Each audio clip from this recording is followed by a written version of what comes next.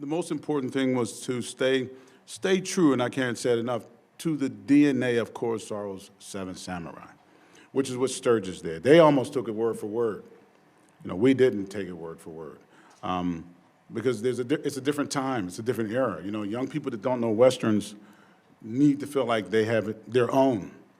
You know, it's like they find it and then they decide it's their Magnificent Seven.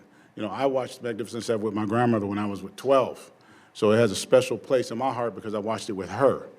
So it means something to everybody. This is such a dynamic group. I love all of these guys. They're so much fun. I don't think I've stopped smiling since I was cast. And yeah, each of them just brought so much to their characters, and it was great. I got to get my hands dirty, and not something that a woman got to do in any of these old Westerns. Usually they're in the kitchen, or they're not really out there in the forefront shooting guns and riding horses with dresses on and getting into all the action. So that was a really exciting aspect, to be able to sort of be a part of the boys' club and on and off set. And Antoine, you know, he personally, I don't know the rest, but for me, he gave me a lot of freedom. He said, you know, you choose, go to the wardrobe people and you tell them what to, you know, which style you want and what kind of guns you want to wear.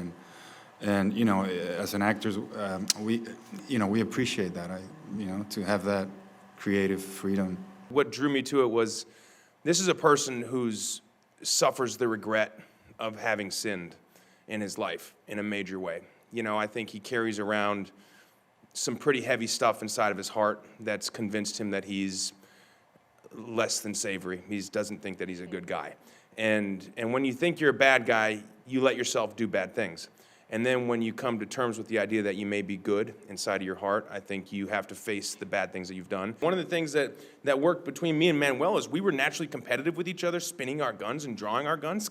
I think it was like a natural thing. Like each day, he came in and I was spinning my guns at first, and then he started spinning his guns, and the next thing you know, there's like this competition that's happening between us, which really ended up translating in the characters, but it was like founded in love. Like clearly these characters really care for one another. You and Manuel improvise so well together. I mean, and countless, some of it's in the movie, some of it's not. But you guys found your characters together a lot. The first thing we really shot all together was that action scene. I watched the two of you guys, the way you interplayed off each other. You found what your dynamic was. And your characters both shine through by the way you interrelated with one another. It's for people to enjoy, and you know, like I always say, you know, what do you want people to get from it? It depends upon what they bring to it. So whatever you bring to it is what you'll, I know one of the things you'll get from it is a good time. So that's the most important thing, I think, really.